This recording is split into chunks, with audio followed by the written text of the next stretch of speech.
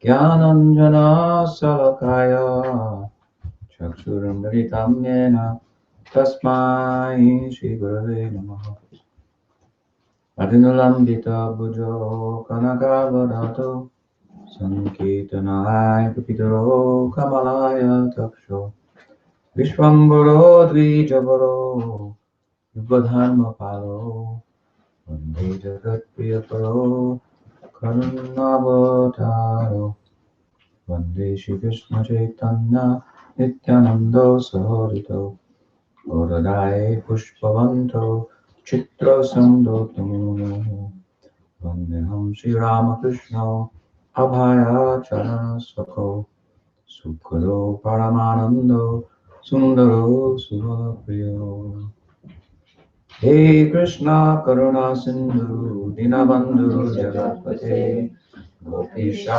Gopika Kanta Radha Namostate Tapta Kanchana Gaurangi Radhe Vrindavaneshwari Vrishabhanusate Devi Pranamami Hari Priye Shri Vaishnava Parampara ki Jai Gaur Bhakta Vrinda ki Jai Gaur Premanande Haribol. You're not shy, huh? Good quality. Find a place nearby. As close as possible.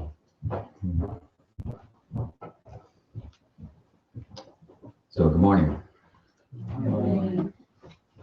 So if you take the name Radha and turn it around backwards, you get Dhara, which means flow or stream. So we're in the flow, in the stream here.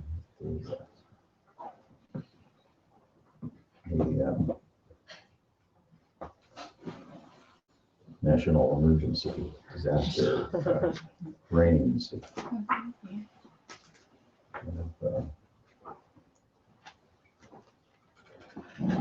hurricanian nature, I guess. But it's, like I mentioned this morning, it caused us to make a little more effort to attend such programs, and that's in our interest. So impediments really serve as an opportunity to make progress. You can see it as such, and therefore there are no, from that perspective, there are no problems, only opportunities to serve newer opportunities. Requires the serving ego to really appreciate that point. But that's what we're cultivating here. So we talked a little bit last night in the context of answering questions. We did segue into some interesting insights about the position of the Shakti, and particularly the influence of material nature in a positive, very positive and interesting sense, which we see, of course, as kind of a reflection of the Swarup Shakti's influence. Whereas in the Swarup Shakti you have, as we heard this morning, Sandhini, Sampit, Vladini, kind of Satchidananda on steroids. On the opposite end of the spectrum, in material nature, you have Asad, Achit, and Nirananda, which nonetheless can have a positive effect on us, as we're explaining, by way of affording us experience of aspects of ourself that without the material environment, or without the spiritual environment, we wouldn't know about. We don't have, we're born, so to speak, with the influence of the material environment, as much as karma has no beginning. And so material nature affords us an experience, the experience of aspects of ourself that we wouldn't know of otherwise, that we are by nature an agent of action. We have apprehender, and a experiencer. So, as I often say, you need an environment to experience. You need an environment to be a doer in relation to, and so forth, and to be an apprehender. So these are qualities of the soul that are part of its nature, the Atma, the Jivatma, that will be experienced or brought out, I should say, in relation to the nurture. We have a nature that lends itself to nurture, the nurture that either the material or the spiritual environment affords us, which means you become a person with likes and dislikes, and you make choices, and so on and so forth. All those nice things that we do that makes us what we think we are, and there's some truth to it. Of course, there's a problem in the way in which material nature functions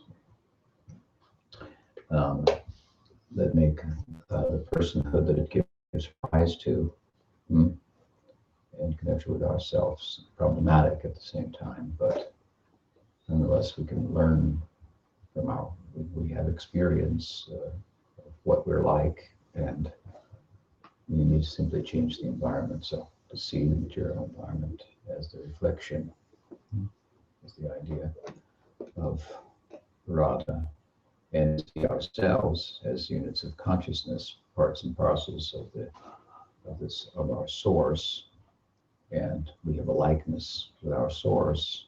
So as the field of activities, if you will, in the form of material nature, bring out certain aspects of ourself and allow us to be all we can be, so to speak, or at least make the effort.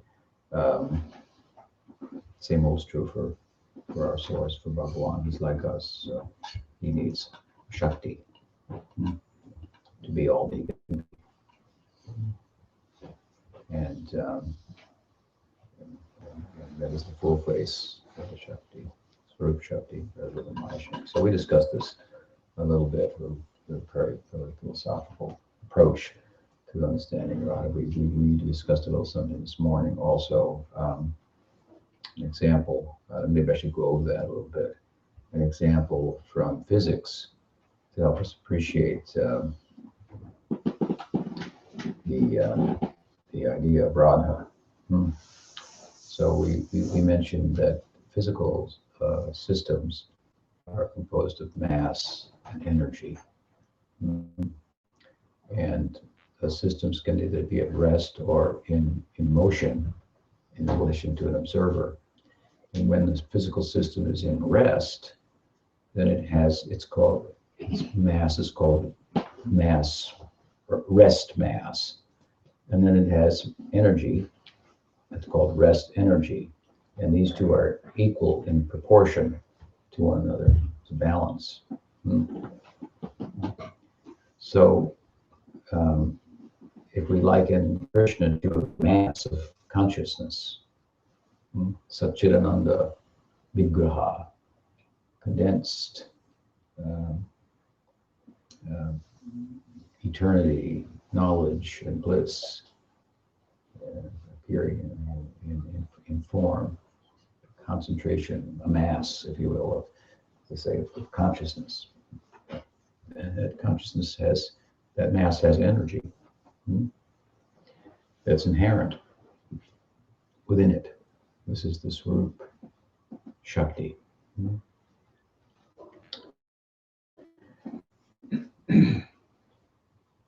you take Krishna and put him to rest, so to speak, that mass of consciousness, well, the more he's resting, the less the internal energy is manifest, the more he becomes like still, like Brahma. And this Rup Shakti is not playing itself out, not an active participant. And so the life of the Godhead becomes quiet, still, and lonely. So if you take mass, rest and energy rest, and then you the physical system is set in motion, then a peculiar thing happens, and that is that the rest energy that corresponds with the rest mass, when the mass becomes in motion, the energy, the rest energy, now becomes, well, it wakes up, I guess, and it exceeds then in measure the measure of the rest energy. So similarly, when Krishna, his love transforms into the person of Radha, of course it's not something at a moment in time, but we can only talk about it as if it were with the limits of language and so forth. When Krishna becomes Radha, what's happening is that the rest energy of the Swarup Shakti in the mass of consciousness that he is, comes out and personifies before him. And that sets, of course, in the context of doing that, he's set into motion, if you will, Krishna. And this Swarup Shakti then manifests as Radha, Swami Shakti, exceeds the measure of her influence when in rest within Krishna. And thus has the power to do something to him that can't happen to him by her influence when it's inherent and resting within him. And that is the power to overcome him and to afford him a happiness, pleasure, ananda, that his own Swarup, ananda, doesn't afford him. This is called Swarup Shakti Ananda. So the Ananda of his Swarup Shakti is greater than the Ananda of his Swarup. So it's a good, I thought, good analogy for physics to help us appreciate the concept. And it's in these ideas, when I mentioned previously in brief, which we went into some length last night, and this one we read this morning, and I thought it was worth going over because it was a little heady. They serve to help us think about the person of Radha in a way that makes her more than a picture and a lady in a blue dress, and you know, just to remember Radha and tell some story or something like that. It's a deep concept, idea. This is the Shakti, Radha, and the Shaktiman, Bhagawan, playing themselves out, and the purpose is to bring them together, to unite them together. That said, there are some nice stories that really do speak about these points, and they're told by very important and significant people in our lineage, and they make these kinds of points. If we study them carefully, we can draw these type of philosophical points out and see the relevance of the stories, so to speak, the philosophical import and whatnot, and how it's applicable in our times and all times, and so on. At the same time, they do more than that, because they afford us a powerful, whether a powerful medium that can help to transport us into the land of Leela, where all these philosophical kind of concepts are like personified and played out in a very Platonic kind of concept of a world of like mathematical principles that exists beyond the physical realm. You know, Plato is the father of all of Western philosophy. Alfred North Whitehead said that all philosophy is just a foot in the Western world, just a footnote to Plato. And this is Western philosophy, and Greece is kind of not too far from East there. And as I said before, we know that the Greeks, the fathers, if you will, of modern Western philosophy, had some influence from India. The great Heliodorus pillar is towers there in New Delhi to make the point that at least one ambassador from Greece, representing a kingdom, a constituency, paid homage to the great god Vasudeva. They became devotees. Then there was a form of philosophy, Neoplatonism. If you look at it, it's just Advaita Vedanta, really. It was popular in Europe to some extent as well. So as he thought, so where he got the idea, well, we don't know, but there is an influence from India on Greek thinking, and the East-West dichotomy starts to break down. And he posited this idea as kind of like a way of looking at it from Western philosophy of a world beyond time, beyond the physical, where principles, philosophical, logical, mathematical principles are existing, where there's hoarseness as opposed to horses or something like that. I don't know, he had some idea like that, right? There's something called hoarseness and cowness and houses and so forth. Some shape of it appears here in the form of a house or a cow or a house or a horse, but its essential reality derives from the world beyond, something like that.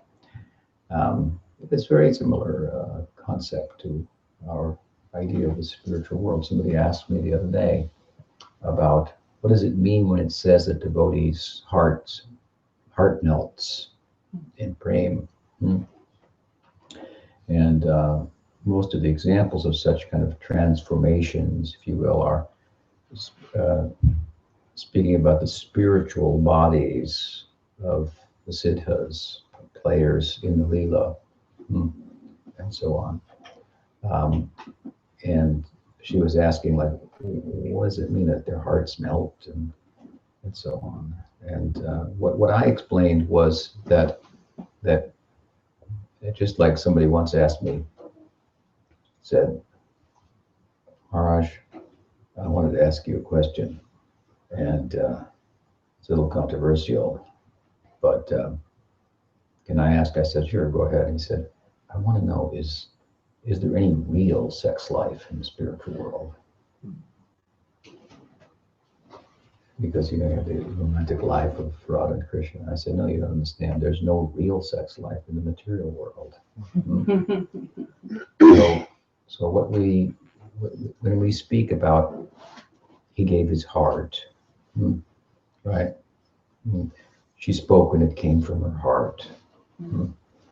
Something about what we say in English, my heart melted when I saw her. That was it.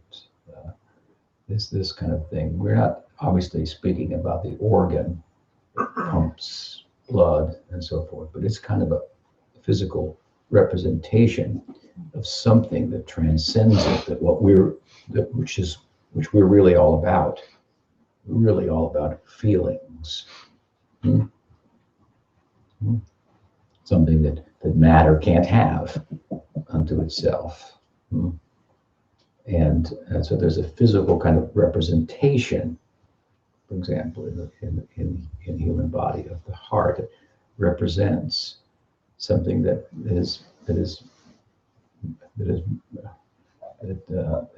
transcends it, that is more than it. The subjective world of feelings transcends the physical world. It's a metaphysical reality. The whole world of conscious feelings, it's metaphysical. It's beyond the physical. This is anyway. So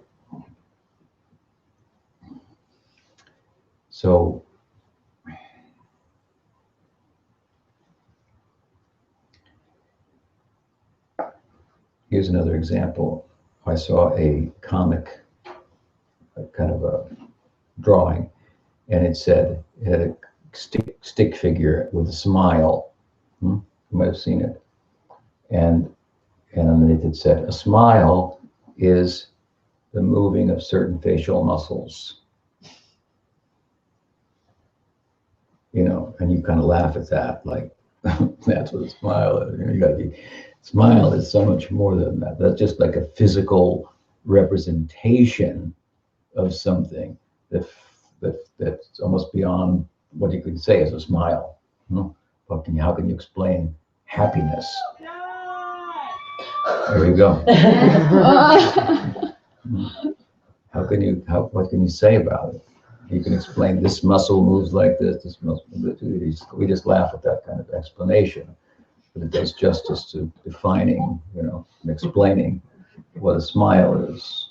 So the real world, the point is a world of feelings, and so now, of course, we have feelings in relation to matter, and we're mixed up with that in a way, and so forth. But the point is that there's a world of pure feeling, and there they have bodies and hearts, but they're emotional. They're actual manifestations of those emotions, not physical representations of them that pale in comparison to what they really are. Our physical heart can't really melt. It's limited. We don't want to take the higher, greater thing and reduce it to just an organ and do away with the melting and call that just some illusion. This is the world we live in. Hearts do melt. We do. How do you talk about it? It's hard to talk about it. It's hard to talk about it because we're connected with a world where that doesn't happen, and there's only representations of those such things like hearts, physical representations, but there's a world of those feelings. So the bodies of Radha and Krishna, their associates, they're all feelings. They're emotions. They're ecstasy, bodies of ecstasy. You have to understand the point. The world of feelings is the subjective world. That's the real world, and it can take shape. And so the hearts actually melt there. And Krishna perspires in ecstasy. For example, this is one of the Astasatvika Vikar, the eightfold transformations of ecstasy. When the bhava melts the heart, and then it interacts, it rides on the air, the pran. There's the spiritual air on the pran of Krishna's body. In context, the fire element, spiritual fire, also. Then there's perspiration, and he has dark complexion, and so the Jamuna is flowing. This is what to be the idea. She's dark, the Jamuna. Sometimes she's called Krishna. And so this is some idea of help us understand the idea of the spiritual world and the stories, and the Leela, the narratives that come from our acharyas and so forth, while they speak about philosophical principles and whatnot.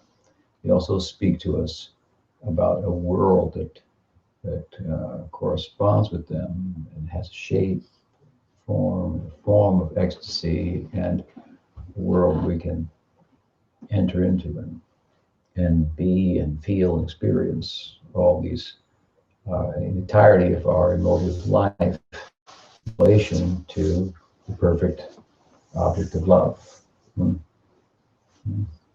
That happens with the help of Radha, with the help of the Swarup Shakti, who's governing the whole, if you will, realm of bhakti that's constituted of Swarup Shakti. The essence of the Swarup Shakti, in one sense, is bhakti. She is Bhakti Devi. So on. So the stories are beautiful, charming. They have deep philosophical meaning, and they have some, I want to say, ontological reality. They're real in the sense that I'm talking about. They speak about the real world, the world of feeling and personhood and so on and so forth. Love, ultimately. So we would do well then in talking a little bit about Radha Tattva to turn ourselves in the direction of the flow, divine flow coming from Srila Rupa Goswami. Prabhupada said by Krishnadas Kaviraj Goswami in his Chaitanya Charitamrita that Vrindavan Lila, the Rasakeli, love play of Vrindavan, the column, that in time it got covered. Knowledge of it, understanding of it. And we addressed that to some extent with Yuval's Chandra's question last night. Sometimes understanding gets lost, and there's a need for major installment of Sambandha Gyan and so forth. So what happened at the time with Chaitanya Mahaprabhu was described by Krishnadas Kaviraj Goswami as that he selected Rupa Goswami to bestow his blessing on and empower him to be the main spokesperson about the way to attain that. The way. And Radha is the way. She is the personification of bhakti. So what is bhakti? We have bhakti rasamrita sindhu, for example. We sometimes refer to ourselves as Rupanugas, followers of Rupa Goswami, in that he shows the way. So he is the Abhideya Acharya. He is the Acharya that has weighed in on the way, on the path, defined bhakti, explained bhakti, sadhana bhakti, bhava bhakti, prema bhakti, bhakti rasa, and so on and so forth. So he's the way. I mean, he himself refers to Sanatana Goswami, Prabhupada. And I want to tell his Rupa Goswami's story about Radha in brief, about the appearance of Radha as he relates it in his that he, in which he, as he does,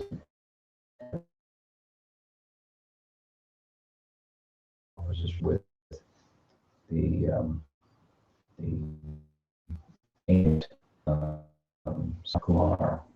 Rupa Goswami describes him as an incarnation.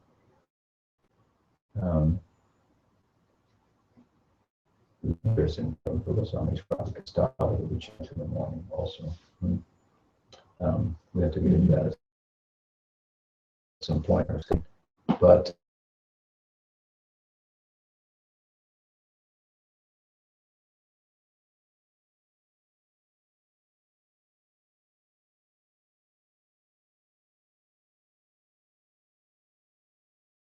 ourselves as Rupanugas, and rather than Sanatanugas or Jivanugas amongst the Goswamis, and for different reasons. But one of the reasons is because he is the Acharya who represents, through his writing, the way. And so Rupanuga means to follow. It's a way. It's a way that a course that we're taking.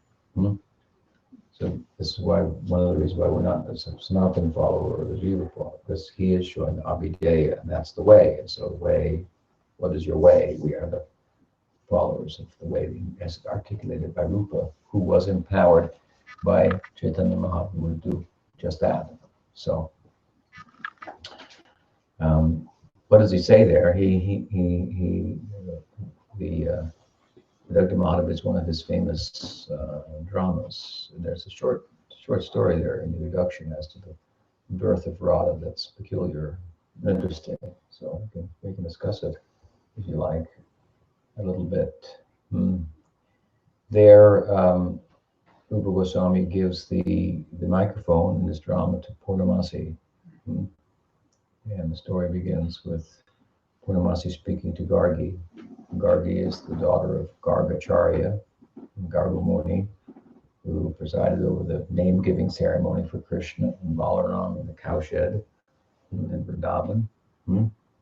And an important person in the Leela who works at times with Purnamasi, being an astrologer as he is. She consults with him at times.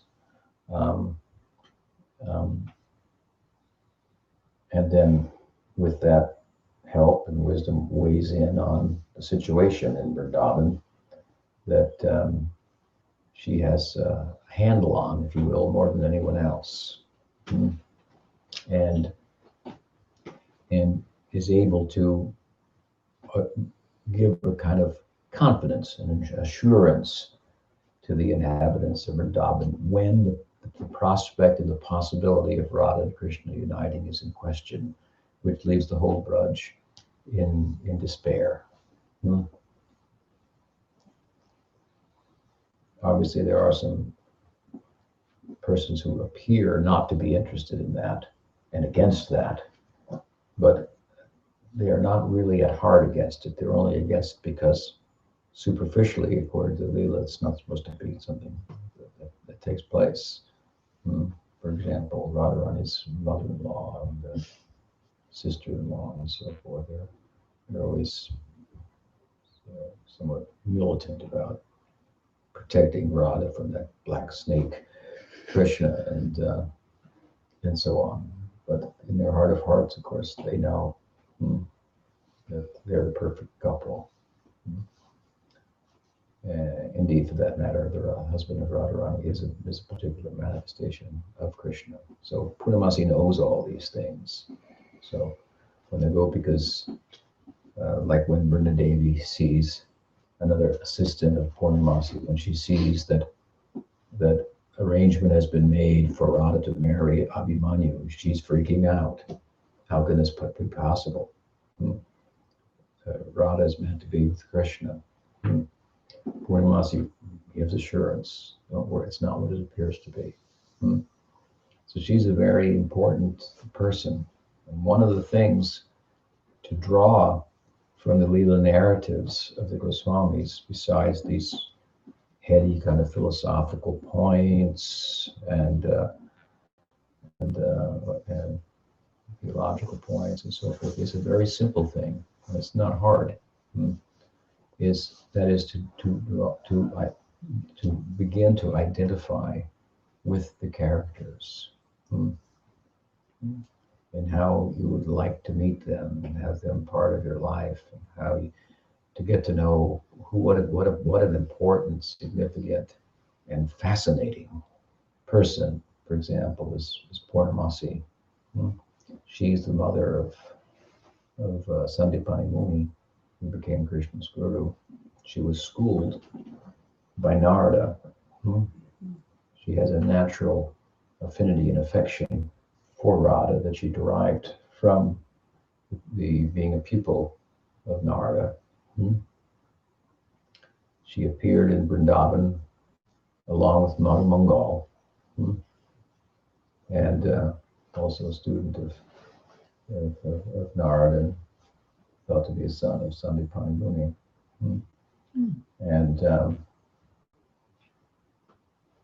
And fascinated all of the inhabitants of the Braj, a kind of a mystic person. She says, and I never age past this age, and neither does this boy, and so on. And they built her a little shed, a little hut along the banks of Krishna River, Jamuna. And so they got in their community, this kind of shaman, this kind of lady, who, knows things that other people don't know, and can get assurance from her, and it's a great fortune of the community.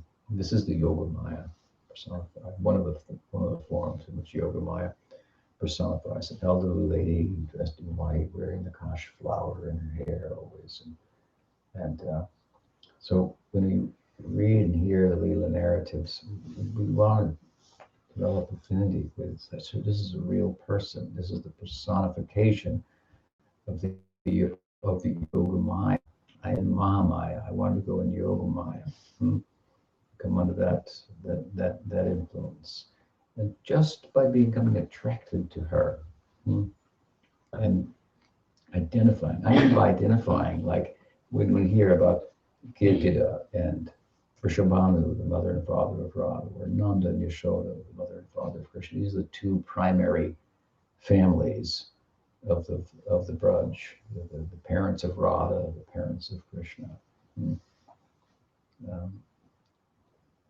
In one sense, everybody, the Braj being a village, rural, agrarian community as it is, there's this closeness where everybody knows one another. Everybody is more or less, if you keep playing it out, related. Something like that. I had the nice experience in Madhuvan in Costa Rica once of talking with Juan, one of our workers, and he was talking about, I mean, his world is just right there. That's it. That's his whole world. When he used to live, he was born on our property at Madhuvan. He's 10 years younger than me now. He works there, but he once a month they would go by horseback to Nicoya. That's a long ride to get supplies. Otherwise, they lived there. So they all, it's like an extended community, and everybody knows. And if you need a carpenter, my brother-in-law, my brother-in-law, brother-in-law's cousin. It's very charming compared to our industrial society that so much separates family members, and you don't even know where your son is half the time or whatever. And he knows where his second cousins, uncles, mothers, fathers, brother-in-laws, son is, and so forth. So it was actually quite startling for me very profound to hear him talk in such a way without trying to tell me anything, just the way he lives and thinks, and that those type of sensibilities that are so much absent in our modern industrial, fast-paced society, and I felt an emptiness in comparison to such a life. So the Braj is something, village, something like that. It's very home-like, very home-like, very homey. It's said that if any male of any age comes from Nandagram, and the area of Krishna's father's family, both Radha and Krishna, of course, were born in places from which they then moved. From Gokul, Krishna moved to Vrindavan, and from Ravo, Radharani to Varsana. And these are two really kind of hills, Nandagram and Varsana, elevated.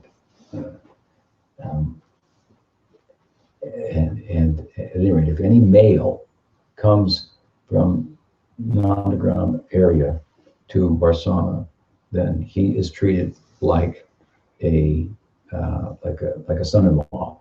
So he has access to any house as if he's married to the daughter, with that type of intimacy and welcoming and so forth. It's very nice, very charming idea. It's the kind of thing that Prabhupada wanted us to create with rural communities, this type of intimacy and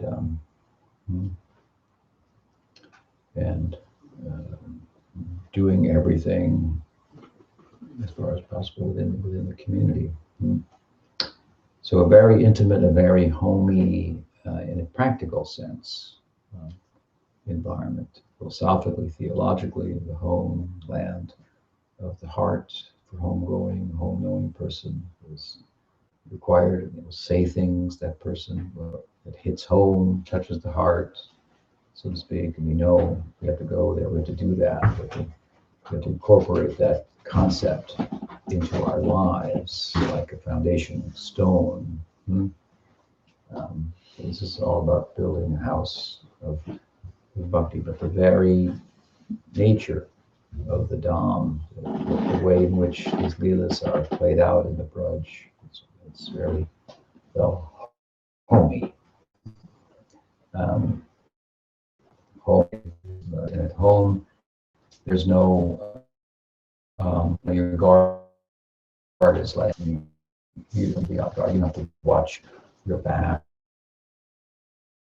or sort of intelligence by which we're always questioning and doubting and so forth, and seeking to protect our heart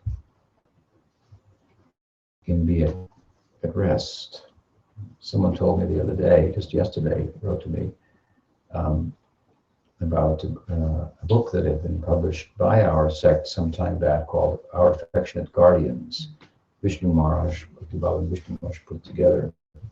And it's about the relationship between Pujapad Sridhar Maharaj and some of ISKCON's leaders in the past in their conversations, and so it's very revealing. But the devotee was in a kind of burdened by not being able to read and proceed and listen and hear without being very cautious about what's being said and so forth. Like when we listened to Prabhupada, we weren't cautious about what he said. We just like, everything just came in. We just accepted it. However crazy it was, or might seem now some of the things, just accepted it, just drunk it up and soaked it up. And he was able to suspend our intellect altogether, so to speak. Later, he's supposed to use that, reflect on what's been put in there, and then distribute it and apply it, and so on and so forth. But she was burdened by an environment apparently that she was in, had been in for some time, that didn't afford this kind of free hearing, happy hearing, and to check out every word and so forth. It was introduced to this book and the possibility of some guidance that were the best. But in reading the book, there was one letter of Prabhupada, and then there was something that Vishnu Maharaj had taken something out of the letter to abbreviate it and to make a point and so forth. And so the devotee said, "Here, I read, I see the letter, it's different than what Prabhupada said, some things are left out, although the essence of what's being said there wasn't left out." So now I wanted to read without having the burden of doubts and having to check everything out and so forth, and finding it here. So I was written to and asked about it. I said, well, she already has a doubt. Why she's checking out the letter in the first place? So that it really only underscores the fact that she's coming from an environment that's really made her like this, which is so much the opposite of a position that one wants to be in, that the guru seeks to get the disciple in order to give the medicine. I do say sometimes come, sit, doubt, and so forth. So that we might clear the doubts at a certain point. It's just, yep, that sounds good. That sounds good. Everything just going in and finding a place there and bringing about change and so forth. So unfortunate. So anyway, I replied like that. I said to the person who brought it up to me. I said, tell her that it only underscores the fact that the environment that she is in, whatever that is, has made her so doubtful. But she's still doing it. It's not my fault. I don't agree with what Vishnu Maharaj did there, but whatever, it's a minor thing. But that alone wouldn't create the problem that the devotee's having. We have a lot of faith, and it takes a fair amount for that to really to transform. For example, a disciple of Prabhupada, to transform them from a trusting person to a doubting person. We were like completely trusting, isn't it, of Prabhupada, whatever he said. And he said, stand up, sit down, stand on your head, print books, burn books. And if he told us, now I want all the books in the warehouse burned, we would just burn them up. We wouldn't have thought about it, But Prabhupada, he said to print them. Nobody would have been asked. Prabhupada said, burn the books. Okay, burn the books. So that is his spiritual power. His power to, I don't want to say brainwash, that's sometimes used, but to arrest the intellect, which is the doubting agency. It has its place and has its application with regard to teaching, but it needs to be put in its place also. So this I mentioned only in relation to the idea of the Vrindavan being the homeland of the heart. There's no doubting. It's called, Mahaprabhu liked the term Gyan Shunya Bhakti. So bhakti unencumbered by knowledge. That means unencumbered by having to know or why or serving because Krishna is God and therefore I should serve him, but just out of love and identification. So one of the things, as I'm saying, that we want to get from the Leela heady philosophical points and so forth that make it seem relevant in the times in which we live, which we do, we've been doing that, and that's good, and so forth, but it's just some attraction, identification with the people, with the idea that any male from Nandagram, if they come to Varsana, they're treated like a son-in-law. Immediately the doors open. Come in, son. My son, come on in. Have you had breakfast? Sit. And it's just like this. This means the homeland of the heart, where the intelligence has got a chance to just rest. There's a kind of knowing that transcends what we think is knowing, that constitutes an exercise of intellect, which is always, inconclusive. It's inconclusive. Even if you reach a conclusion, I'm sure about this point, about the world, then the world can shift and change suddenly. So the Vedanta weighs in when it says Tarko Pratishthanat, that the exercise of intellect, argumentation, is you can never get any real standing. It means you cannot become perfectly happy, which is what the purpose of knowledge is, to inform actions by which we become perfectly happy. You cannot get that by intellectual exercise. So a kind of intuitive knowing that puts the intellect in its place and allows the heart to come out, caring environment. That's why I said sometimes the guru has to speak the language of love and the language of reason, and translate the feelings into logic and reason to try to help us get some kind of table of contents type outline idea of what we're talking about. What is the Braj? What is Vrindavan? What is the goal? Some frame of reference to help us. But such is the place. So charming, so peaceful, and the people there. So this is one of the people there. Purnamasi is such an important figure that the whole of the Braj was so excited upon her arrival there. What it meant to the community. So what does she mean to us? there in Rupa Goswami's temple, the Radha Govinda temple, underneath the temple, there's this, you go in and there's this chamber, and this staircase, and you've probably been there, down below.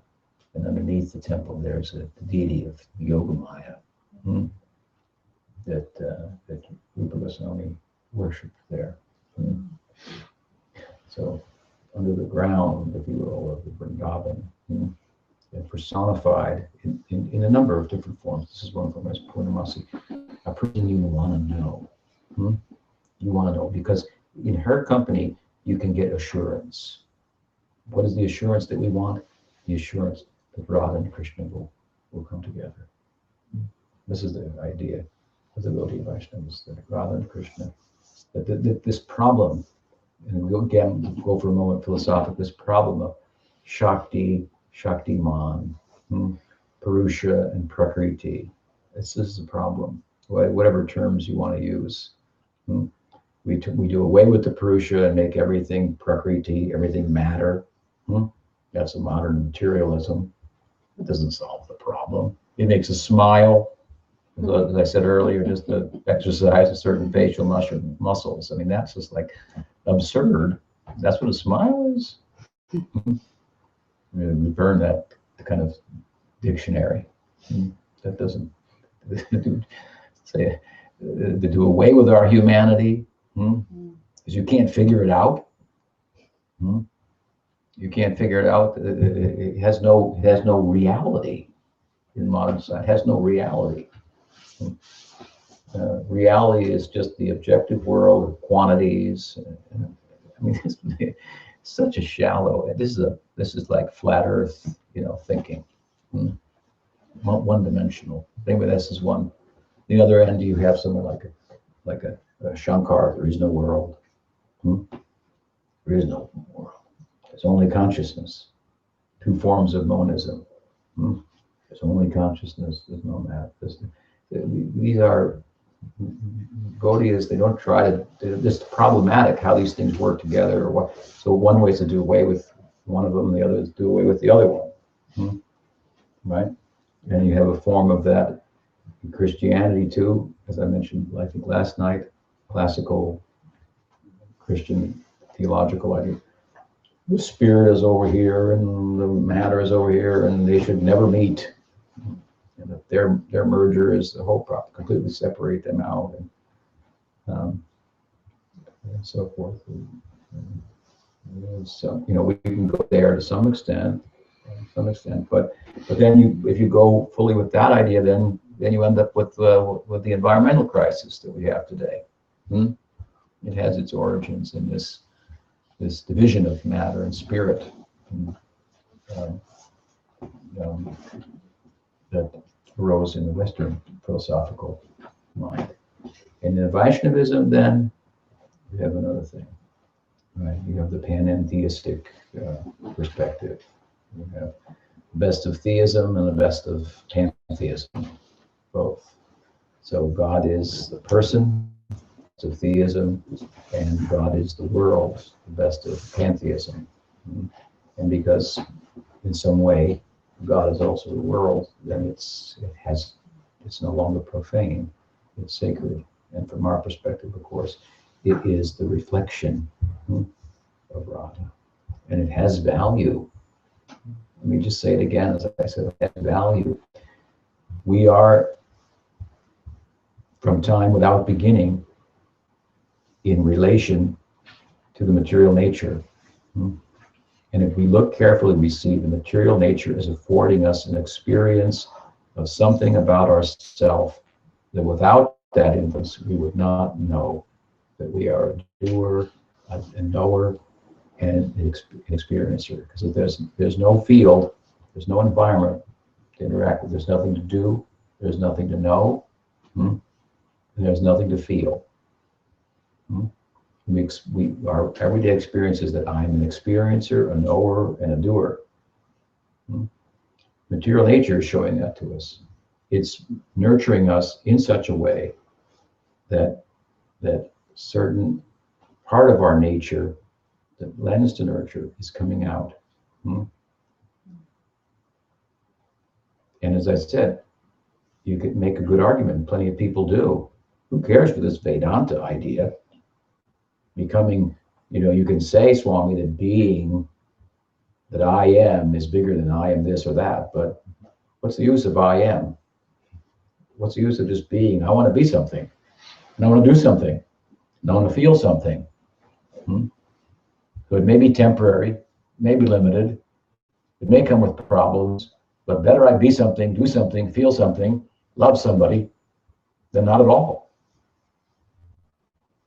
Why just be forever? You can make an argument against this. It is bigger in a sense, but in another sense, it's smaller. Because just being, that means without the influence of any particular environment, the material environment or the spiritual environment, there are aspects of the self that will not be experienced. So that you will not experience these in Yoga Siddhanta. You will not experience this in Gyan Marg, only in Bhakti Marg, and most fully in the Bhakti Marg of Gaudiya Vaishnavism, that tells us your human experience is the closest thing to reality, the ultimate reality that you could find, analyze it, and understand it. This is very, very user-friendly idea, extremely user-friendly idea. And it tells us you don't have to believe in it, except you just go on the basis of your experience.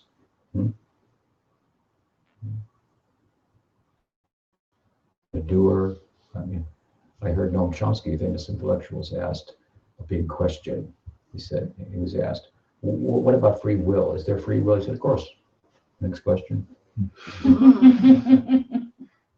There's a huge philosophical argument whether there's free will or not. There's no free will. What are we talking about here? What's the discussion? So of course there is. Maybe we can't explain it. I guess the implication, but of course. Of course, I make decisions. So you can get real heady about it and figure out how it works, how it doesn't. It's just the brain. But you can't even be, if you're not an agent of action of will and so on, how are you even doing that? Reaching your conclusion that there is no free will and so forth. So he kind of dispensed with it in a very, I was quite startled to see that, but it was powerful at the same time.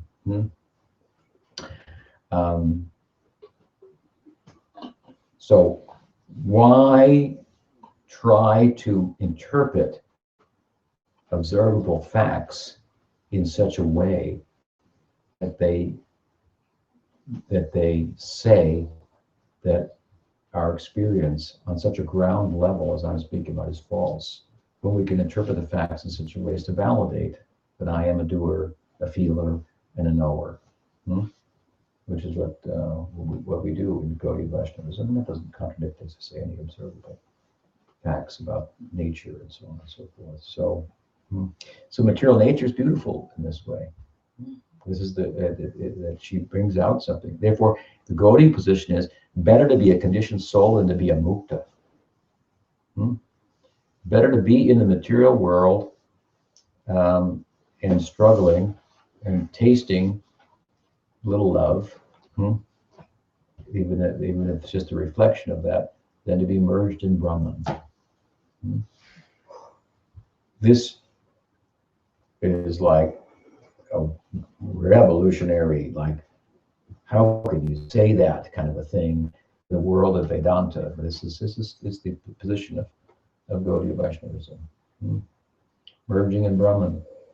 What's your prospect then? At least here you have some prospect, and the semblance of what you're actually about in your full potential is being experienced. If you look at it carefully, you can see this is what I am, but I'm not able to get what I want from it. So at the same time that the material nature is facilitating us to experience something about ourselves that we wouldn't know otherwise, there's also a limitation. Then it comes to the point that that we are the part and parcel of the Godhead. So what we are, he is like also. Obviously, our personhood comes and goes, right? That's the problem, materially speaking. We're subject to transformation and so forth. But he is thought to be enduring. But like us, then, he must have a Shakti, a field of activity. He must be the knower, and he must have a field of activity. But that does not have the negative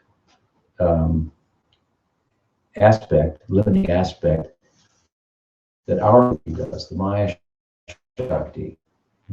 Shakti. So this is the idea. There must be a Radha. So we can argue why there's a Krishna, but why should there be a Radha? Our very experience in material life tells us there should be a Radha. There has to be a Radha.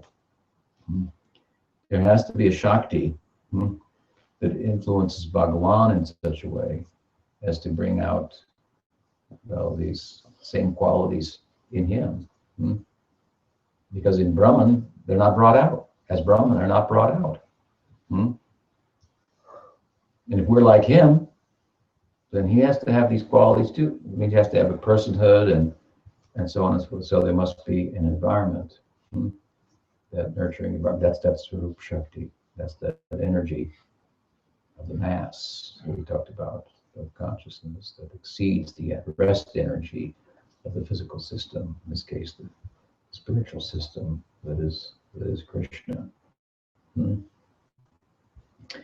So it's very wholesome. The point is, going back, very wholesome. It takes the Shakti and the Shaktiman, and the Purusha and the Prakriti. And what do you do with these two things? Do you do away with the Purusha? Do you do away with the Prakriti? Do you keep them, but separate them? The two will never meet. You got material monism, spiritual monism. You got classical theism. Material monism, you do away with the Purusha. Spiritual monism, you do away with Prakriti. Classical theism, you separate the Purusha and the Prakriti, keep them apart as far as you can. Or if anything, if you got to interact with the Purusha, with the Prakriti, you step on it, do whatever you want with it, and then you have the environmental crisis and so forth that we have today. It's come out of this kind of classical theology. Give rise to that. Gaudiya Vaishnava is very different, and it doesn't separate the two. It doesn't do away with one or the other. It brings them together, and it sees the material Shakti as evidence for Swarup Shakti, and as a reflection then of the full face. So in the Braj, then, back to simple story that's very profound nonetheless. The whole purpose is to bring together Purusha and the Prakriti in the fullest forms of the two, of Radha and Krishna, to unify them. So this is the healthy anxiety of the Braj. Will Radha and Krishna meet? And you can bring your worries to Purnamasi. And she will give you assurance. Don't worry. Everything's all right. I know more than you do. Have confidence in me. I'm schooled by Narada. And I've got the consultation of Gargamuni, the astrologer, as well. And, I'm in touch with the Akashic records. And everything's going to be all right. So repeatedly, she's giving assurance to those concerned. And it's really everybody, even those who seem to be concerned that they meet. Militate against that. They only do that because they're supposed to do that, but in their heart of hearts, Jatila, Kutila, the mother-in-law, the daughter-in-law, sister-in-law, they see it as well. My godmother, Govinda Marsh, gave a nice lecture once. It was recorded somewhere and printed about. It must have been from the Orissa oral tradition of Radharani passing out and being near death or something like that in the Braj. And then everybody comes out, even Kutila, Jatila, and acknowledging that in their heart of hearts they always wanted Radha and Krishna to meet, actually. although it wasn't possible for social reasons, for religious reasons. And so many lessons were taught by this. So, in Leela, some guys have to wear the black hats, some guys have to wear the white hats, and so forth. But it's all Leela, it's drama. And Rupa Goswami's drama that we're talking about, Lalita Madhava, begins in this way, and Purnamasi takes the lead and tells a little bit of the story, one of the stories, a particular story about the appearance of Radha, the primal Shakti, speaking to Gargi, the daughter of Gargacharya, who has some concerns. Again, so we want to identify with these figures in the Leela. This is the main thing. Besides these abstract philosophical points, and so it would help us to think, yeah, our religion's cool, it makes sense, and so forth. We may need that. Hopefully, we've got a little intelligence, and we can appreciate those kind of points and speak about it. That its relevance is shown, but beyond that, we want to become attracted to these paradigmatic figures in the Leela, identify with them. Like I said, everybody these are the two main families. Vrishabhanu Raj and Kirtida, the mother and father of Radha, and Nanda and Yashoda, the mother and father of Krishna. And everybody in the Braj, more or less, sees them as their father and mother, even they have their own fathers and mothers. These are the really paradigmatic figures, especially Jashoda Mai of Vatsalya Rasa. So you want to think like that. You want to start to think about my fathers. I come from the Radha side. When Gopakumar of Brihad Bhagavatamrita attained his Swarup, his name was Sarupa.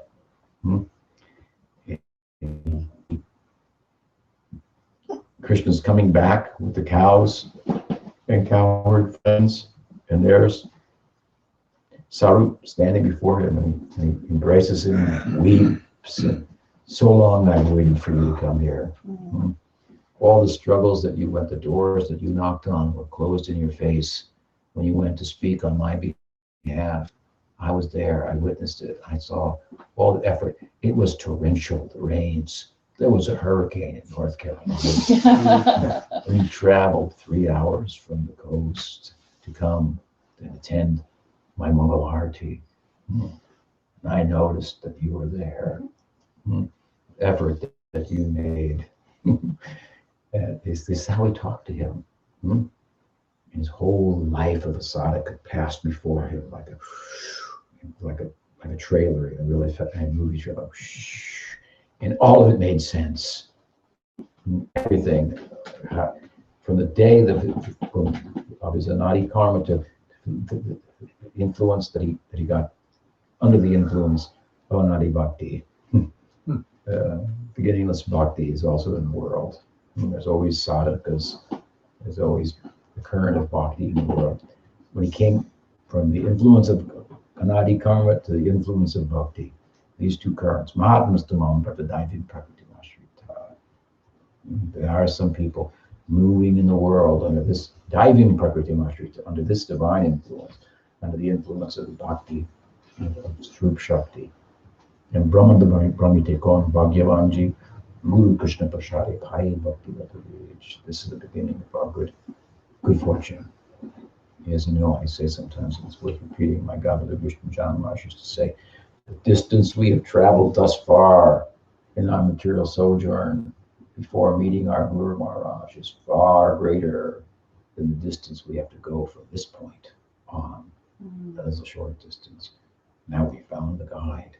The way has been illuminated through precept and through example, made easy. Just pay a little attention. It's not difficult. Bhakti's not hard. It's very easy. Letting go of things we're attached to, that may be a little hard, but bhakti's not hard.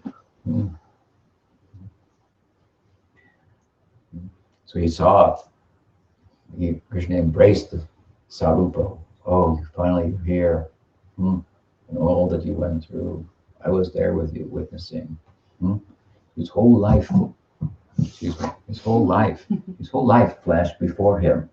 This Sarup, from the point of his being connected with bhakti, and he saw everything that Bhagavan was involved. He had brought Krishna Nam and Krishna Mantra into his life, and so it was, everything had a meaning. The downside, the problems.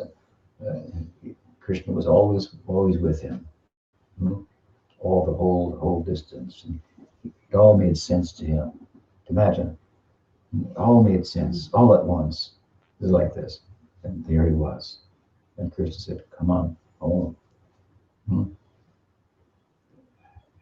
home, and they went, and spent the night in Krishna's house. He was kind of getting to know everybody.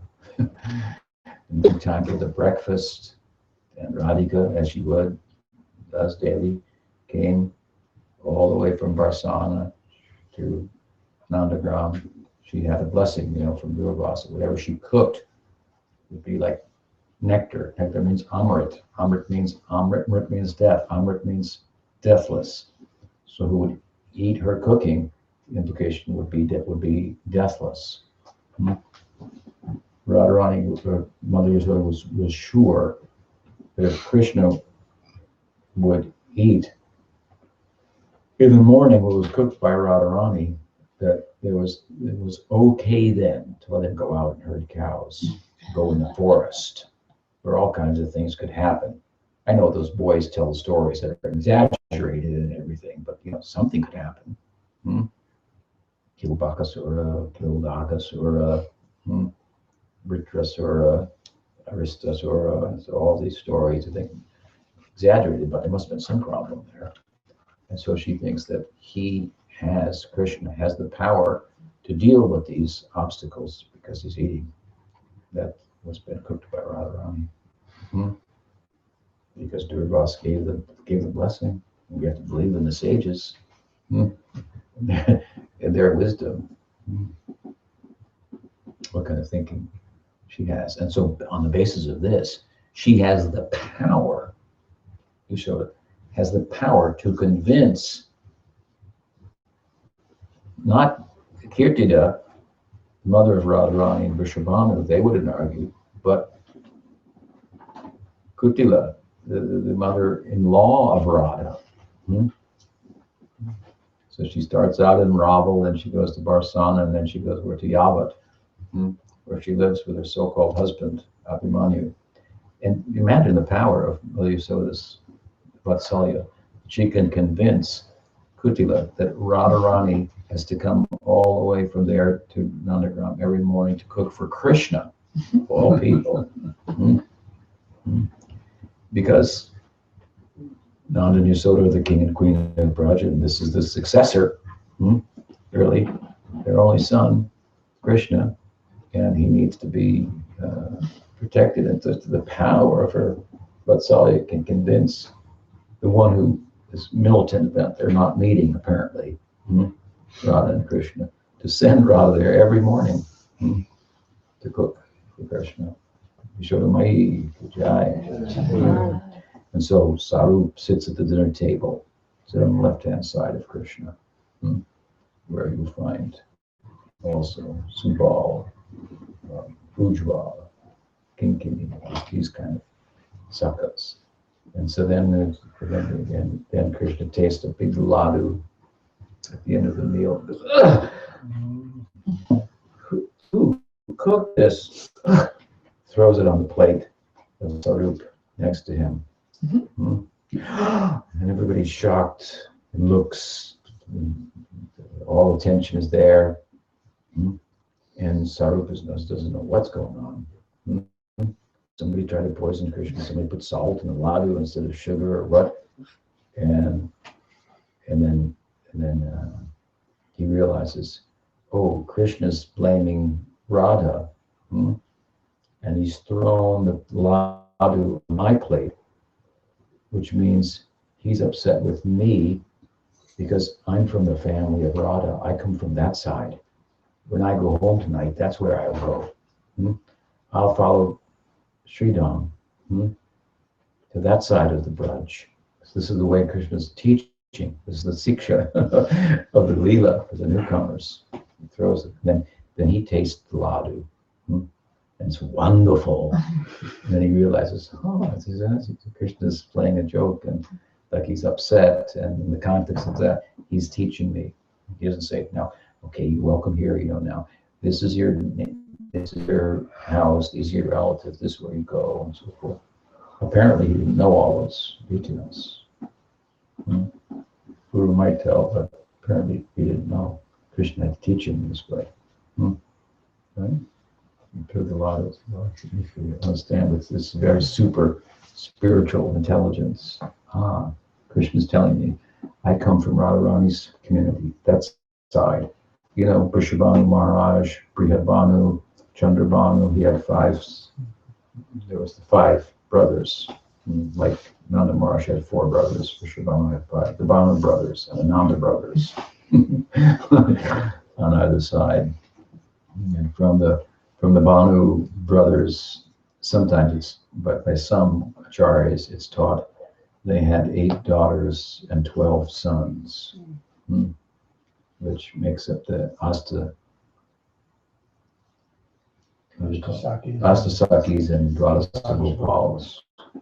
Some acharya for and identified some of the Gopals as being Krishna's side of the Braj. But anyway, so anyway, he went there. So he found his place there. So anyway, this is something about Braj Leela, and to identify with these kinds of figures, like I'm saying, the Purnamasi, the Kirtita, the Vrishabhanu, Nanda, Yashoda. This is part of our bhakti. When we hear these stories, we want to identify them. What a yes, I would like to be like, in a way, the son of Nanda, Yashoda, the son of Vrishabhanu and Kirtita. This is really the most we can draw from the Leela.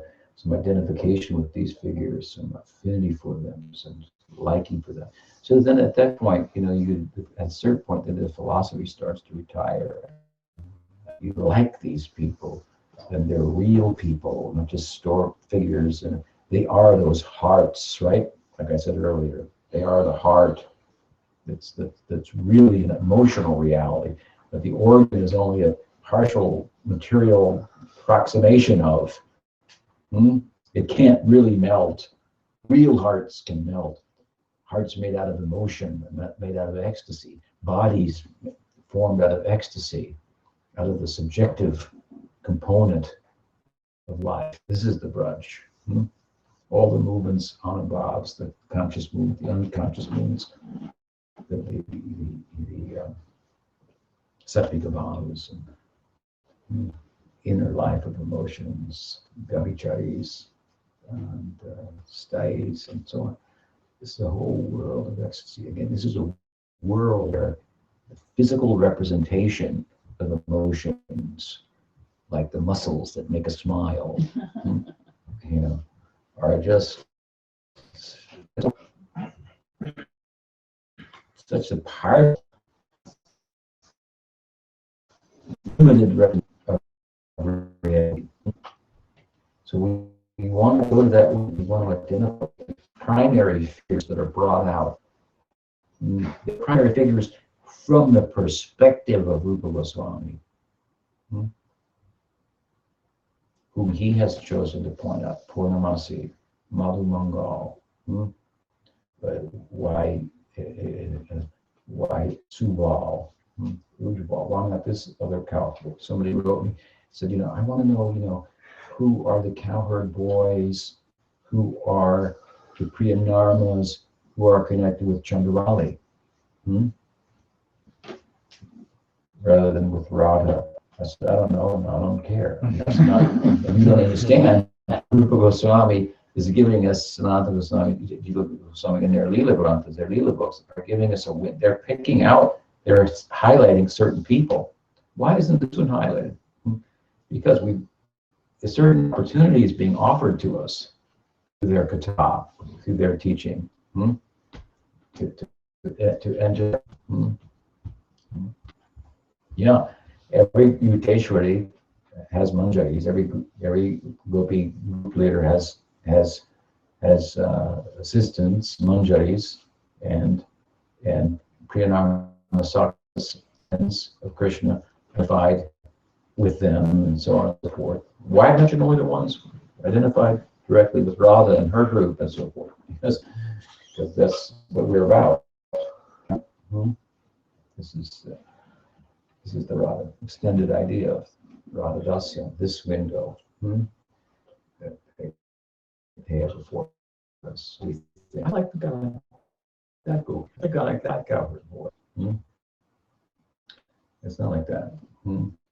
If we understand what opportunities are being presented, and then you start to get a feeling for that.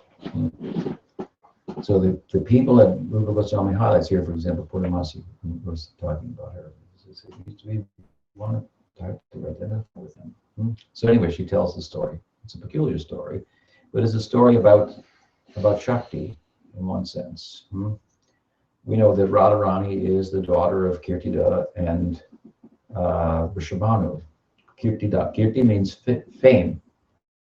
Ida, who gives fame. It's a very appropriate name for the mother of Radha. Chaitanya Charitamrita, Chaitanya Mahaprabhu asked Ramananda, what is the, tell me about fame. Who's the most famous person? What does he say? The most famous person is a devotee. Devotees.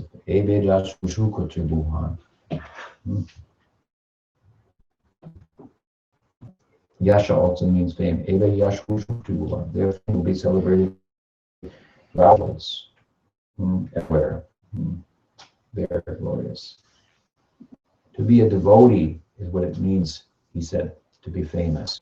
To understand fame, to really attain fame, in Chaitanya Charitamrita, when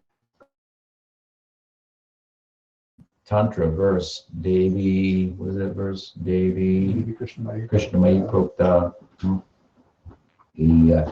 Afterwards, he explains that Radharani is a personification of all the opulences of Krishna.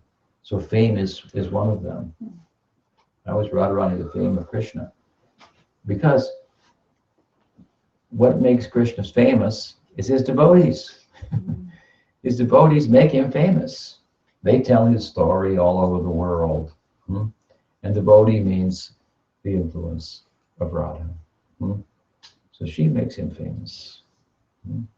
This is just one example of how she is the opulences. So to be a devotee instead of lasting, meaningful, to be famous oneself also, by giving fame to one who is worthy of such. So Radha of Kirtida, personification of fame in this sense, and the daughter of Vrishabhanu. Bhanu means light, and Vrishab means best. It also means bull, Taurus, in sign Taurus. Will result in a certain type of personality that corresponds with that of the father of Radharani. And so we can look it up and see, we can see something about what Vrishabhanu Maharaj is like. He's such a nice person. And the bull also, of course, represents Dharma. So we also look at it in that way, that Vrishabhanu means, Vrishab means the best Dharma, the light of the best, the brilliant light of the best of Dharma. That's the plain Dharma, not ordinary Dharma. Vaipum saparo Dharma. This is the repeated emphasis of Bhagavatam. We have a different idea of Dharma here. So different is the idea of Dharma, Prem Dharma of Vrindavan, That it's the story of it, the philosophical implications are told in a story in which ordinary dharma seems to reach its low point. That's called parakita. The ordinary dharma reaches its low point in adulterous affairs in the village. And this is, of course, how it's played out in the gopis leave their families to meet Krishna. It's a way of saying that the pro-dharma, the bhakti dharma, it steps on ahead of ordinary religion. I mean, I've said it before, in the Gita, this point is made too, more obscurely, but it's made nonetheless. In the section of the Gita after Krishna tells Arjuna, hey, stop talking to me about dharma and all this religious stuff. You're not the body. What about that? You tell me what will happen if you kill people, and I'm telling you, you never die. Nobody dies. So now what? You're worried that if you kill these people, there'll be problems, and I'm telling you, nobody dies. So get your head on straight. You're not a pundit. You talk, learn a word, but you don't know anything. Nobody dies. Okay? That's how he answers. But if we kill them, what will happen to the women? And what will happen in the future? Well, we'll get a simple reaction. This huge barrage, this worry from Arjuna and citing the next question. After he says that, he goes back and he says a few words about dharma before starting to talk about yoga. And more or less he says, anyway, yeah, so if you don't do these things, then there'll be sinful reactions. If you forego the dharma, that's a problem. And even if you do these things that I'm saying, there may be problems. There may be things that happen. Innocent people may suffer as a result. It's true. But I'm telling you this: if you do what I'm telling you to do, which is to act in such a way that will call your spiritual progress, leave the religion aside, that will cause you to know your Atma. He says hasn't yet started really talk about bhakti. If you act in such a way that you are progressively pursuing experiential spiritual life, then even if to do that, you have to kill the whole world.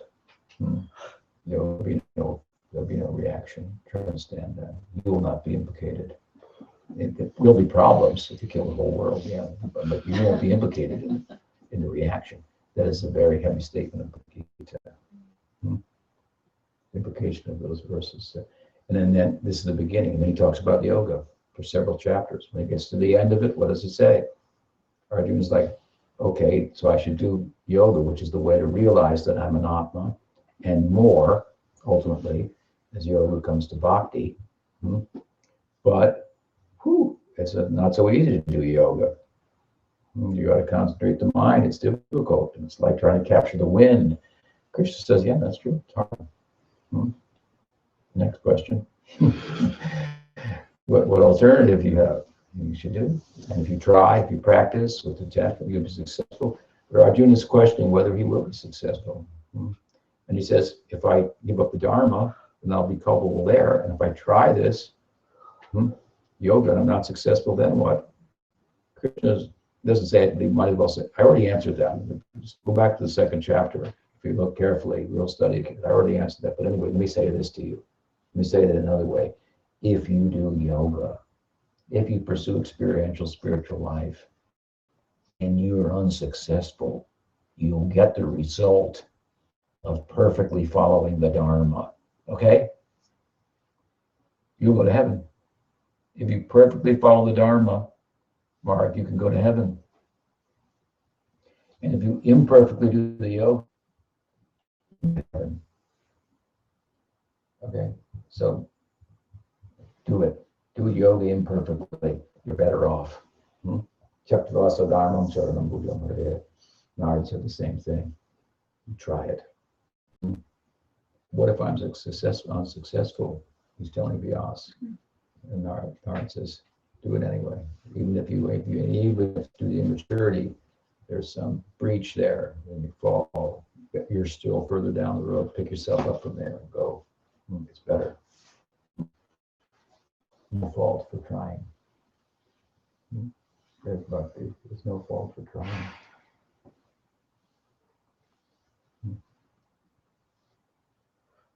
They're generous. And if you go to heaven, as a result of perfect spiritual practice, you go there for a different reason than the people that go there by karma. So you have a special position in heaven. And when I come and perform my lila, if you're still there, you can come down and join me. From heaven, participate in my lila and perfect your yoga if it's bhakti. So this push for spiritual life, very strong. In the Bhagavad, it's more clear. Again, the Parakya is contrasted with the Parodharma. Parakya looks like a dharma, but it's the Parodharma. So anyway, Vrishabhanu means the Prema Dharma. Vrishabhanu Nandini, this is Radharani's name, who is the pleasure of the Parodharma. That means Haladini Shakti. This ingredient, this is Radha. So she has very special parents, if you will. And Rupa Goswami is telling the story through the mouth of Purnamasi how she's born. Very peculiar. Well, she's the daughter of Vrishabhanu and Kirtika, whose older brother is Sridham, whose younger sister is Ananga Manjari. But as Purnamasi speaks through the pen of Rupa Goswami, she tells of Radharani's being the daughter of the Vindhya mountain range. The daughter of the Vindhya. Rupa Goswami tells us something at the beginning of the drama that should not be overlooked. At the beginning of the drama, he says, I was told in a dream by Lord Shiva to write this story, to write this drama. So at his order, I'm writing this.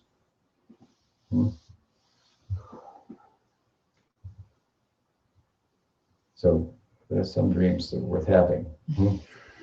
Shiva came in a dream and told him to write the Bhagavad. So you have to understand from that point that this is a drama Rupa Goswami is writing, and one of the principal purposes in the drama is to establish something. What is that? What Shiva wants to establish. Who is Shiva? Vaishnavanam Yatashambhu, as Bhagavatam in its concluding chapter says. This is in the concluding chapter in the 12th canto. Vaishnavanam Yatashambhu. And Shiva is a great Vaishnava. It's kind of a little bit hyperbole. Shiva is the best Vaishnava. This is the best light in which you could portray Shiva. As Chitrapal, the protector of the Dham.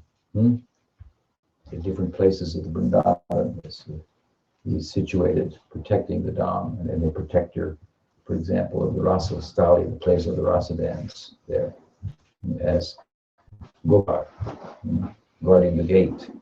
Not just anybody can come in, crash the party, something like that.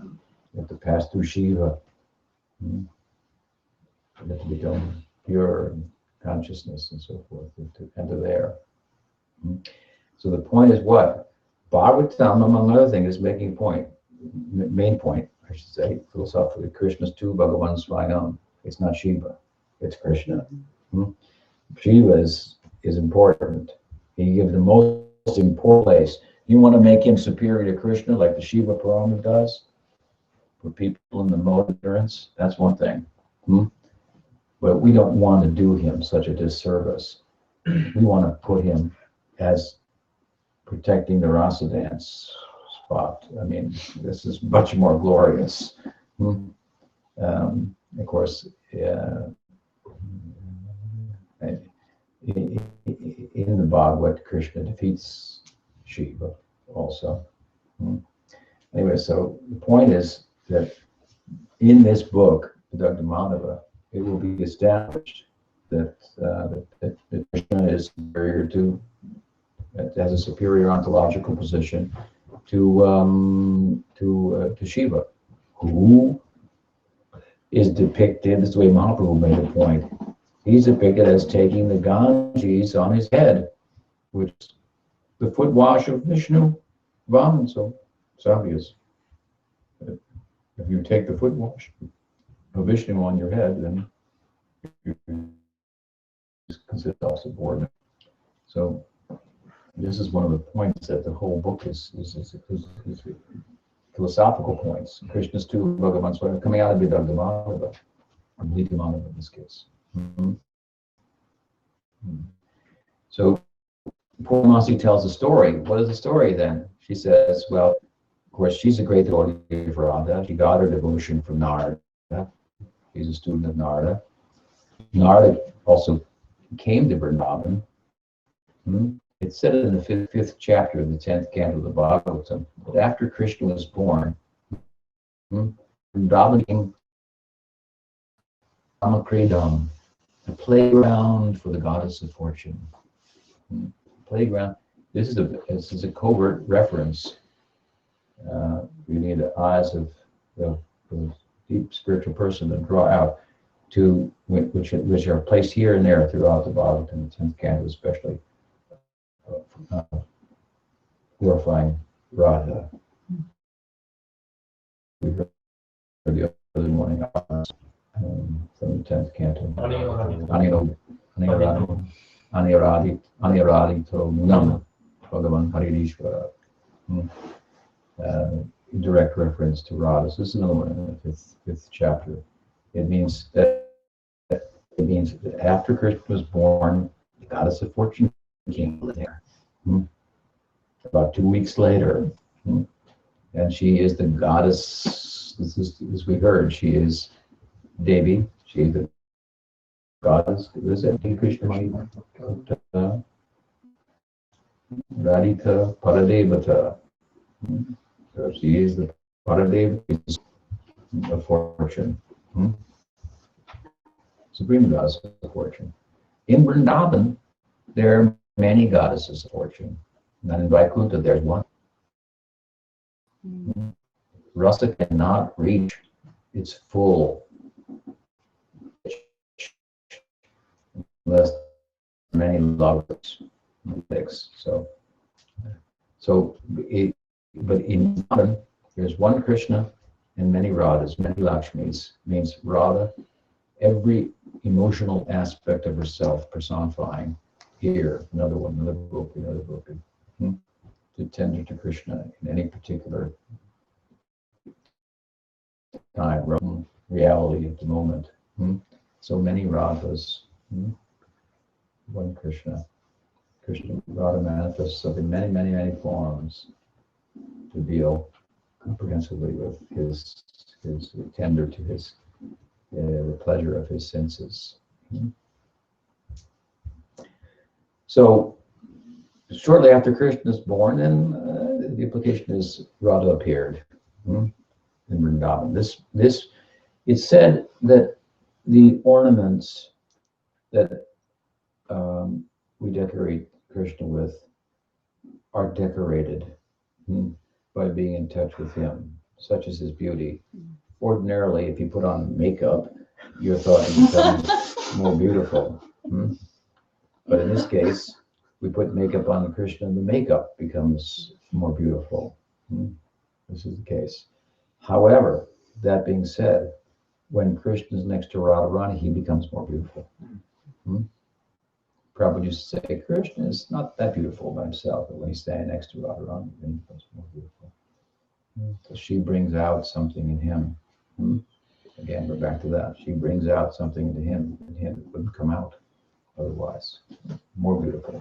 So Vrindavan, which is non-different from him, Aradi Bhagavan Brajesha Tanayas Dhama Vrindavanam. How beautiful it is. It's an extension of his very self. It became more beautiful with Radha's appearance.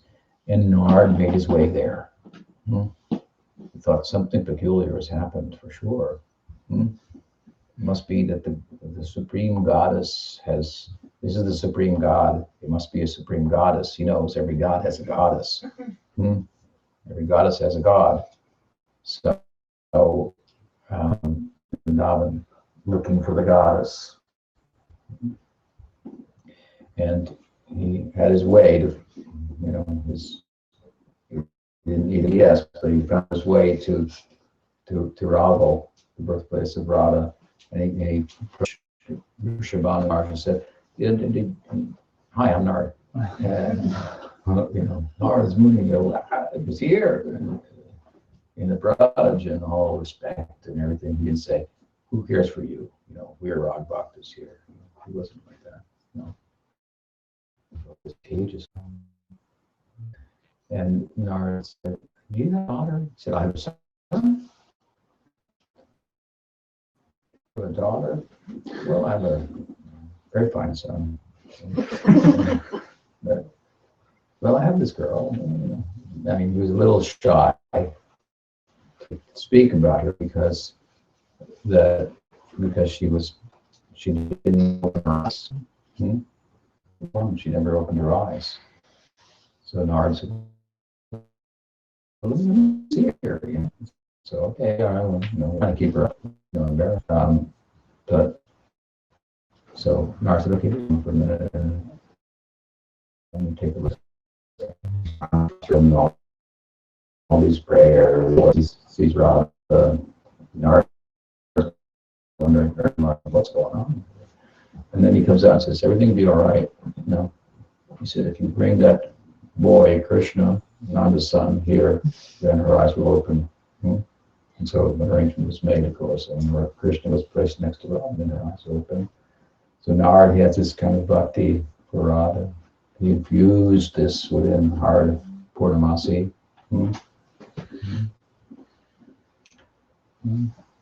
And Purnamasi telling the story. She came to Vrindavan as a result of hearing from Narada. She became a resident there. And she's telling Gargi the story of Radha's birth from the daughter of the Vindhya Mountains. Now, the Vindhya Mountains are a certain mountain range that makes for the southern border of what was thought to be the land of the Aryans, as opposed to the Dravidians in the south, the Aryans in the north, the Dravidians in the south. It's a smaller range, much smaller in height and stature thereby. Himalayas are identified with God. And they're very, very masculine in nature. The Vindhyas, on the other hand, have a feminine connotation, and if you will, many tribal people there who worship God in the mountains. And from the Himalayas, the epitome of masculinity,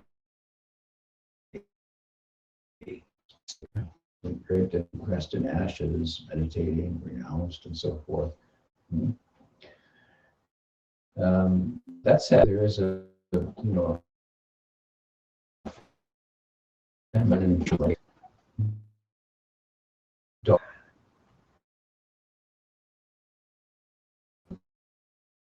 Parvati. So born in a cave, always taking a subordinate to Shiva, always see how she was dedicated to him, the Daksha Yogya and so forth. So, Purnamasi tells a story that the Vindhya mountain range was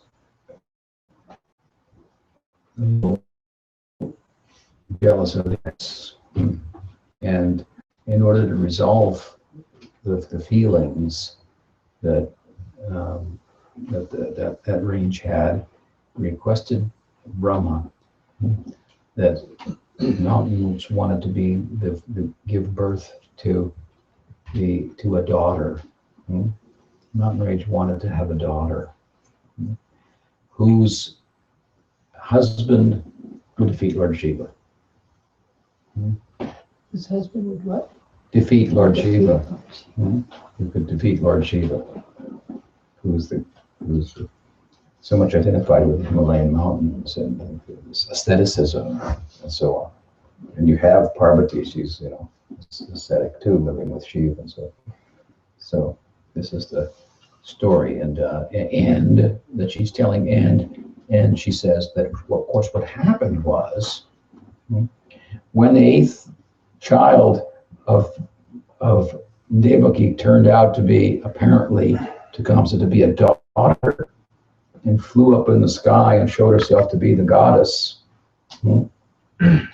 and predicted the son of the boy that will kill you has already been born, she said. And she said there's some daughters that are born too, and they're special, and you're doomed, and you can't catch me, you can't hit me, you can't just see who do you think you are. She spoke like and she wanted to instill some fear really in the heart of Kamsa, but with bad counsel afterwards, having told the story, he was advised as such that he then advised all of his henchmen and whatnot, henchmen and women, to go and kill all the boys born within a certain period of time, and to kidnap all the girls, all the young girls. So seeing this happened as a result of what she had told him, then the Yogamaya was another manifestation of the Yogamaya besides Purnamasi, who was telling the story, arranged for the transfer of Chandravali and Radha from the wombs of their mothers. They're like cousins, like sisters. Cousins or sisters in the Vedic culture, to be transferred to the Vindhya Mountains, to be protected then. Was the idea that they'd be protected. But the implication kind of philosophically is that we're giving some merit, some position to the Vindhya range and to the Shakti side. As much as these two mountain ranges represent the masculine and the feminine, the Purusha and the Prakriti. And so the daughters, beautiful daughters, Chandravali and Radharani, were somehow, daughters of the mountain, born in the mountain range, transferred there and appeared there. But the Putana, whose specifically her purpose was to kidnap the daughters everywhere, she went that far and found the daughters and kidnapped them. And meanwhile, the Brahmins, devotees of the goddess living in the Vindhyas, they performed some yajna that caused Putana in flight to have some problems, and the children were dropped. One daughter, Chandravali, was dropped in Vidarbha, in the river there. This is the kingdom of where Rukmini is the queen there from there. And the other in Vrindavan, found by Purnamasi. The other is, of course, Radha. She was given to the grandmother of Radha. And then Jambavan, who was living near Govardhan, was told by Yogamaya to go to Vidarbha and kidnap the other girl, Chandravali. It's an interesting, intriguing story, and bring her back to Govardhan. So she was brought to Govardhan. So the two girls arrived in the Braj, Radha and Chandravali, the two principal gopis of the Braj. And they were given to their respective homes and so forth, and taken in there, and so really proceeds. It's a story of Rupa Goswami, as I say, in a roundabout way, in which he wants to point out that what Shiva wanted him to point out, and he makes many, many points in the context of doing it. What he wants to show in this Leela also is that Rukmini and Satyabhama in Dwarka, who married Krishna, who in Dwarka had defeated Shiva,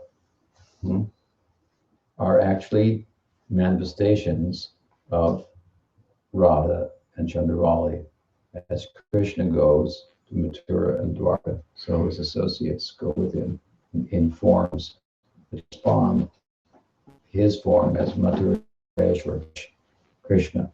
And there in Dwarka, of course, as I say, Krishna defeats Shiva, he marries Chandravali or Rukmini and Satyabhama, and so the Vindhya-range's desires are fulfilled. Krishna is supreme over Shiva, and his goddess Radha, ultimately, is, for that matter, even takes kind of precedence, has influence over him in a way that Parvati doesn't have influence over. And so the position of underscored in this story, in the context of telling that Krishna's tu Bhagavan Swayam, one of the things, the way in which Krishna is, so to speak, the Supreme Personality of God, is in consideration of rasa tattva. And this, when we make this consideration, then we have to consider the position of Radha, the Swarup Shakti and Bhakti rasa, if you will, that determines then, by that way, rasa vichar, that Krishna is superior to, when we speak of Shiva, to Narayan, and so on and so forth, because he has this prema madhurya, these lila madhurya, these extraordinary leelas of the Braj, which Shiva wants us to understand, and then where he is the protector. This book, Shiva wants Rupa Goswami speak in such a way to attract people to enter into the Braj and understand the position of the Vrindavaneshwari, whose name is Radha. Who's the Vrindavaneshwari? Radha. Must be Radha. And this is the call of the Gaudiya Vaishnavas. Jai Radhe, Jai Radhe, Jai Radhe. So anyway, it's a little story. There's so many more points, and that's just the introduction to the Leela there. So it's quite an extraordinary work. Any question? What's the time now? It is 12:29. Okay.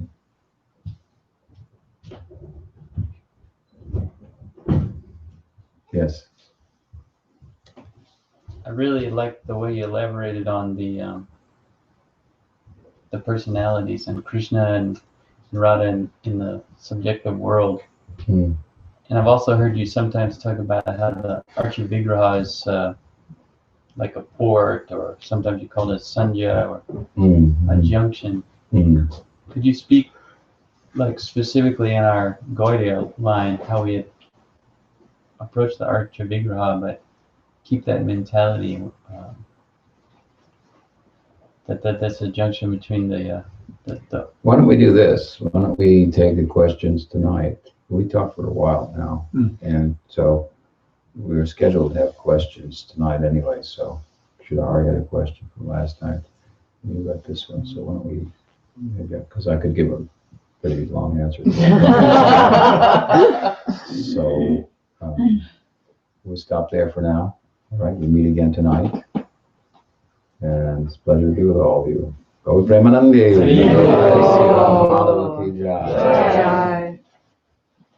Divine Grace, Bhaktivedanta Tripurari Swami, Guru Maharaj Ki Jai.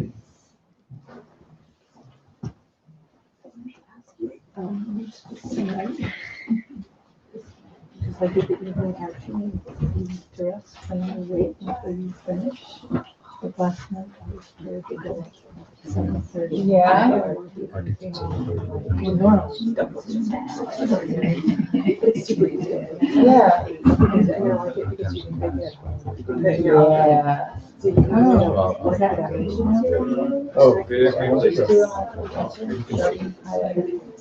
Okay. Sounds scary. The Marlin. Oh, yeah. Are you sure? Oh, good. Well, listen, as soon as I saw him, They have to told him, You're here till your Sunday? Yes, ma'am. Good. We'll see you again. Yeah. You came by yourself? Yes, ma'am. That's right. But it's Did you more, bring a dog? it's more. No. Oh, that was somebody else's dog. That's Leela, my Leela. Oh, okay. I didn't meet her. Her, yeah, you met her last time we were here. She was little though. That's just what makes sense to me. She's grown up. You know, not about going back. Quite the character she is. I was remembering earlier this When I morning. listen to your lectures at home, she curls right in my lap. She just sits and listens also. Aw, she's so sweet. I mean, that was just having a show. Yeah, yeah. I will bring you Danielle's inspiration. I was sitting there, feeling them, physically feeling them.